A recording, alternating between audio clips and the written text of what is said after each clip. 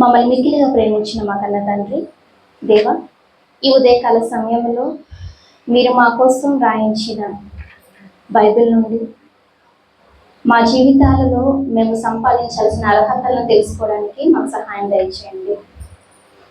తెలుసుకొని విని మర్చిపోకుండా అర్హతను సాధించినట్లుగా మేము ప్రయత్నపడినట్లు మాకు బుద్ధిని వివేకమును ప్రసాదించమని వేడుకుంటూ ఈ ప్రార్థన క్రీస్తు యేసు నామములో అడిగి వేడుకొంచున్నాము తండ్రి, ఆమేన్. ప్రియులారా,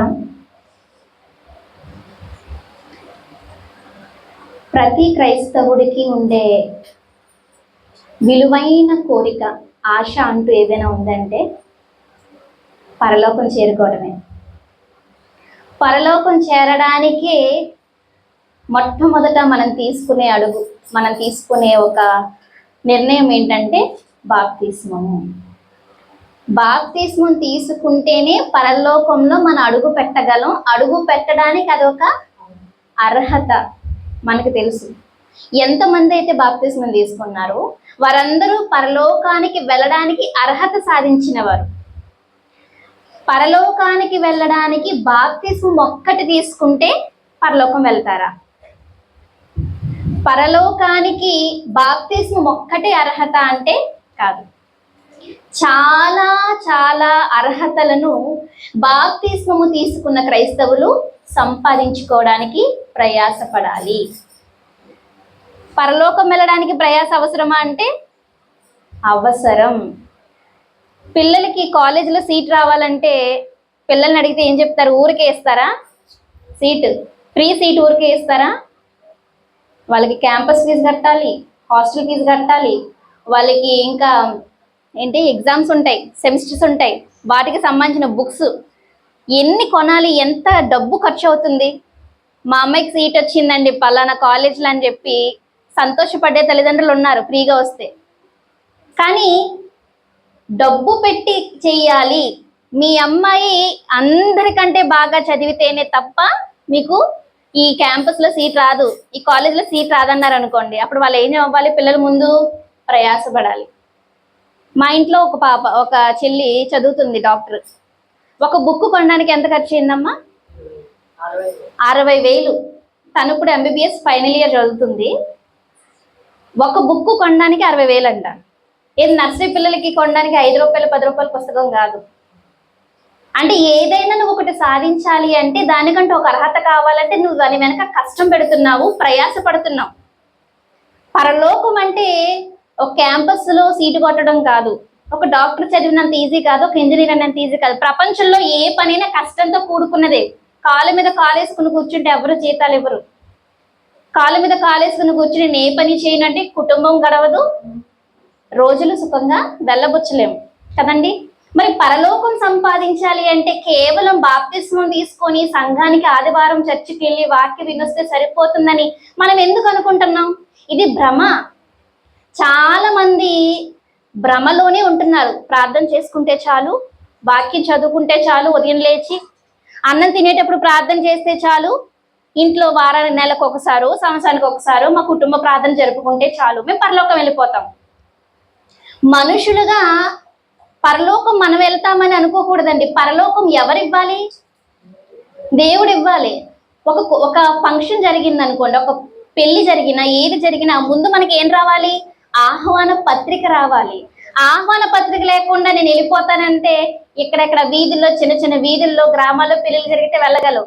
ఏది అంబానీ కొడుకు పెళ్లికి మీకు ఎవరికైనా ఆహ్వాన పత్రిక అందిందా? ఎందుకు అందలేదు? అర్హత. ఏమండి, కొంతమంది ధనవంతులు, కోటీశ్వరులు తమ ఇంట్లో పెళ్లి చేసుకుంటూ వచ్చి భోజనం చేయడానికి మీకు అర్హత లేదా? అంబానీ గొప్పవాడా, దేవుడు గొప్పవాడా? చాలా మంది పాటలు రాస్తూ నేను పరలోకం వెళ్ళిపోతాను, దేవుడితో భోజనం చేస్తాను, దేవుని సింహాసనం పక్కన కూర్చుంటాను అని పెదవులతో చాలా సునాయాసంగా మాట్లాడుతున్నారే. అంబానీ ఇంట్లోకి వెళ్ళి అడుగుపెట్టి ఒక పూట భోజనం చేయండి చూద్దాం. అంబానీ ఇంట్లోకి అడుగు పెట్టలేం మనం. దేవుడున్న పరలోకానికి వెళ్ళి అక్కడ ఆయనతో పాటు ఉండి ఆయనతో కలిసి ఆయనతో ఆనందంగా ఉంటామా? అర్హత వద్దు మనకి, అర్హత కావాలి. ఇది నా సొంత మాటలు కాదండి, ఏది ఉన్నా అది బైబిల్ నుండే మనం ఆలోచిస్తామన్న విషయం మీకు తెలుసు. ఒకసారి ప్రకటన గ్రంథము 3వ అధ్యాయం 4వ వచనం చూద్దామండి. ప్రకటన గ్రంథము 3వ అధ్యాయము 4వ వచనం. అయితే తమ వస్త్రములను అపవిత్రపరచుకొనని కొందరు సార్దీస్లో నీ యొద్ద ఉన్నారు. వారు అర్హులు గనుక తెల్లని వస్త్రములు ధరించుకొని నాతో కూడా సంచరించెదరు. ఈ మాట ఎవరు చెప్తున్నారు తెలుసా అండి? యేసుక్రీస్తు వారు. పరలోకానికి తీసుకెళ్లాల్సిన యేసుక్రీస్తు వారు ఇక్కడ సార్దీస్లో ఉన్న సంఘపు దూతతో మాట్లాడుతూ ఏం చెప్తున్నారంటే, తమ వస్త్రములను అపవిత్రపరచుకొని కొందరున్నారు. వస్త్రాలు అపవిత్రపరచుకొనని వారికి ఒక అర్హత ఉందంట. తమ వస్త్రములను అపవిత్రపరచుకొనని కొందరున్నారు. వారు అర్హులు. ఎవరు అర్హులు? సార్దీస్లో ఉన్నవారు అర్హులు గనుక, అర్హులు గనుక తెల్లని వస్త్రములు ధరించుకొని నాతో కూడా సంచరించుదురు. ఏమండి, మీరు ఎలిజిబుల్ అయ్యారు కాబట్టి ఈ జాబ్ మీకేనండి. నువ్వు కష్టపడి చదివావు కాబట్టి ఈ సీటు నీకే అమ్మా. గనుక, కాబట్టి. గనుక అంటే ఏంటి? మన కాబట్టి అని వాడతాం ఎక్కువగా వాడుక భాషలో. అమ్మ నువ్వు చదువుకున్నావు కాబట్టి డాక్టర్ అయ్యావమ్మా. నువ్వు ఇంత కష్టపడ్డావు కాబట్టే కదా ఇంత ఉద్యోగం, ఇంత పై స్థాయిలో ఉద్యోగం చేస్తున్నావు. కాబట్టి అన్నావంటే ముందు ఏదో నువ్వు చేసావు కాబట్టి ఇది జరిగింది ప్రతిఫలం. ఇప్పుడు సార్దీస్లో ఉన్న వారి గురించి యేసుక్రీస్తు వారు పరలోకానికి మార్గమైన, పరలోకాన్ని ఇదిగో నా దగ్గరికి రండి, తండ్రి దగ్గరికి రండి అని చెప్పాల్సిన యేసుక్రీస్తు వారు ఒకరి గురించి సాక్ష్యం ఇస్తున్నారు. వారు సార్దీస్లో ఉన్న కొందరు సంఘ సభ్యులు. అందరూనా కొందరునా? చూడండి, ప్రకటన గ్రంథం 3వ అధ్యాయము 4వ వచనం. తమ వస్త్రములను అపవిత్రపరచుకొనని కొందరు సార్దీస్లో నీ యొద్ద ఉన్నారు. వారు అర్హులు గనుక తెల్లని వస్త్రములు ధరించుకొని. అంటే ఇప్పుడు తెల్లని వస్త్రాలు ధరించాలంటే ఏముండాలన్నమాట? అర్హులు గనుక తెల్లని వస్త్రములు ధరించుకున్నారు. అంటే తెల్లని వస్త్రాలు ధరించుకోవడానికి అర్హత కావాలా? ఎందుకు కావాలి తెల్లని వస్త్రాలు ధరించుకోవడానికి అర్హత? పోలీస్ డ్రెస్ వేసుకోవాలంటే, కాప్స్ యూనిఫామ్ వేసుకోవాలంటే అర్హత ఉండాలా వద్దా? ఏది ఇక్కడ చాలా మంది పురుషులు ఉన్నారు, యూనిఫామ్ వేసుకుని వెళ్ళిపోమన్నాడు బయటికి, వెంటనే ఎందుకు నువ్వు ఈ డ్రెస్ వేసుకున్నావు, ఏంటి నీకున్న అర్హత ఏంటి, ఏది నీ ఐడి కార్డ్, ఏది నీ ఎంతైతే శిక్షణ పొందావు దాని తాలూకా సర్టిఫికేట్ ఏది అడుగుతారా? ఆఫ్టర్ ఆల్ అంటే నేను లోక సంబంధమైన వాటి గురించి మాట్లాడుతున్నాను కాబట్టి, పరలోక సంబంధమైనవి గొప్పవి కాబట్టి ఈ పదాన్ని ఉపయోగించాను, కించపరచడానికి కాదు. భూమి మీద మనుషులను రక్షించే కాప్స్, పోలీస్ ఆఫీసర్, రక్షక భటులు తెలుగులో, మనుషులను రక్షించే రక్షక భటుల యూనిఫామ్ వేసుకోవటానికే నీకు అర్హత కావాలంటే, మరి పరలోకం వెళ్ళాలంటే తెల్లని బట్టలు వేసుకోవాలంటే అర్హత కావాలా వద్దా? డాక్టర్స్ ఏం యూనిఫామ్ వేసుకుంటారండి? నార్మల్గా కోట్లు, వారు ధరించే కోట్ల రంగు ఏంటి? White colour. పెద్ద పెద్ద రాజకీయ నాయకులు వేసుకునే రంగు ఏంటండి? Full white and white. Okay, ఇంకా వైట్ డ్రెస్ ఎవరు వేసుకుంటారు మన సమాజంలో? నర్సులు వేసుకుంటారు. ఇంకా స్కూల్కి వెళ్ళే యూనిఫామ్ వేసుకునే, ఎవ్రీ వీక్లో ఒక రోజు యూనిఫామ్, వైట్ యూనిఫామ్ వేసుకుంటారు. వైట్ వైట్ వైట్ వైట్ అనగానే ఏంటి, పెద్ద పాస్టర్ గల్లా రెడీ అయిపోయావు? ఇది మర్చిపోయాం మనం. క్రైస్తవ బోధకులైన వారు ఎక్కువ మంది తెల్లని వస్త్రాలే ధరిస్తారు. తెల్లని వస్త్రాలే ఎందుకు ధరిస్తారు అంటే, మనకి పాత నిబంధనలో ఒక మాట అందరికీ బాగా, క్రైస్తవులైన వారికి మరి ముఖ్యంగా నాటుకుపోయింది. ఆ మాట ఏంటంటే ప్రసంగి గ్రంథం 9వ అధ్యాయం 8వ వచనం.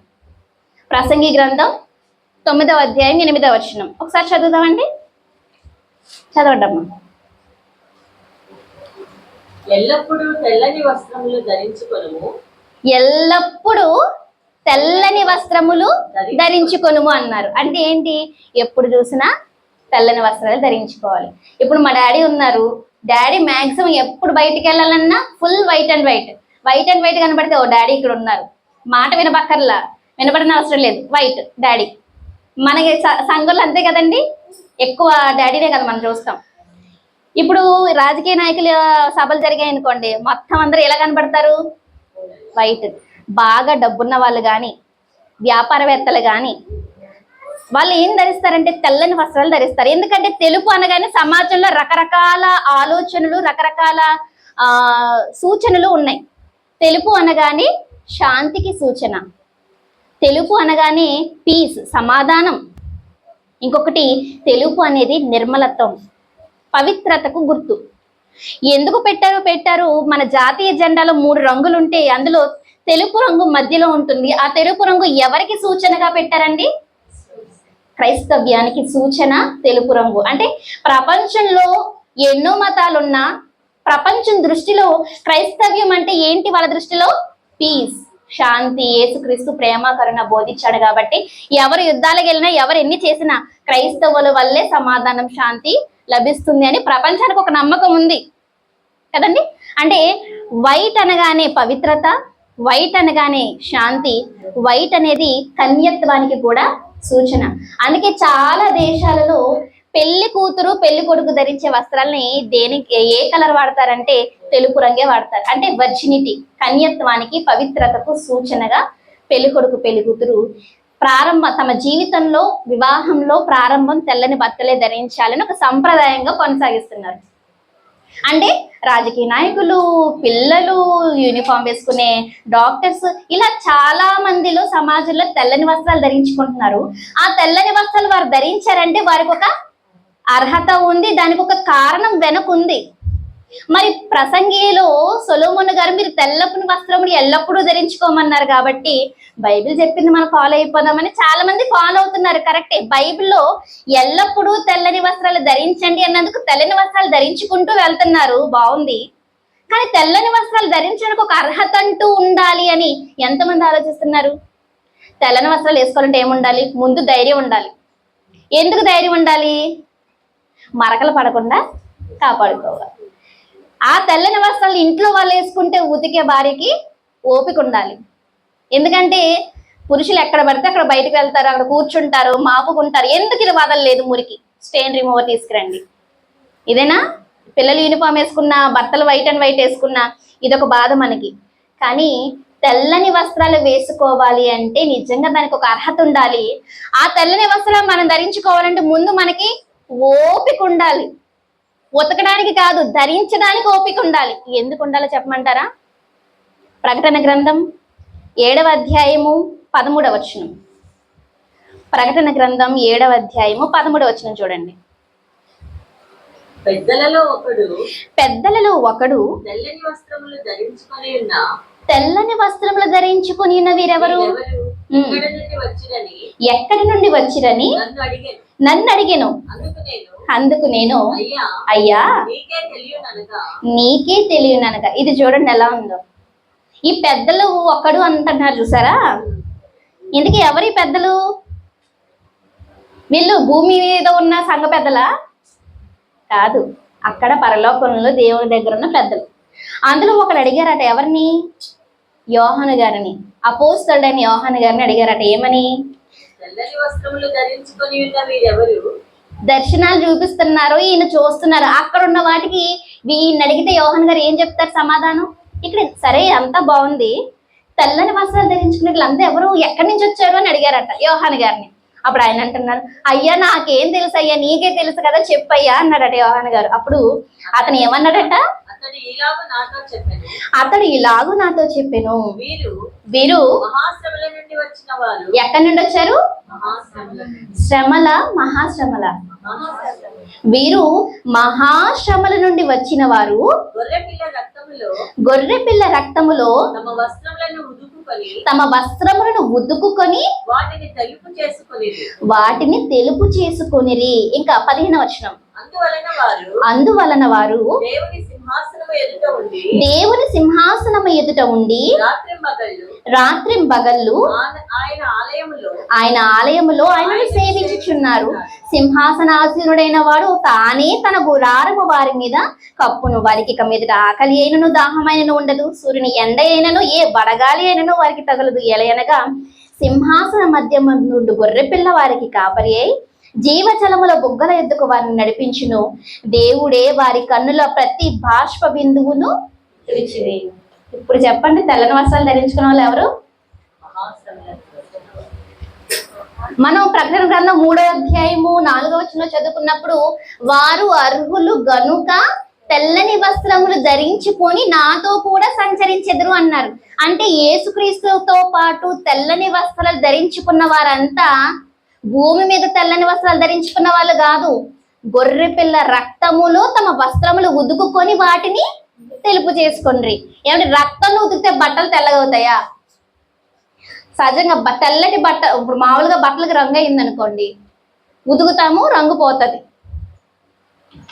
ఏ వస్త్రాన్నైనా రక్తంలో ముంచండి, ఏ వస్త్రాన్ని రక్తంలో ముంచితే కొన్ని ఫేడ్ అయిపోతాయి, కొన్ని రంగు మారిపోతాయి, కొన్ని పసుపు రంగులో మారిపోతాయి, కొన్ని పచ్చ రంగులో మారిపోతాయి. కానీ మహాశ్రమల నుండి వచ్చిన వారు ఎవరైతే ఉన్నారో వాళ్ళు రక్తములో బట్టలు ఉతుక్కున్నారంట, రక్తంలో బట్టలు ఉతుక్కుని తెలుపు చేసుకున్నారంట. ఇది అవుతుందా? సాధ్యమనేది?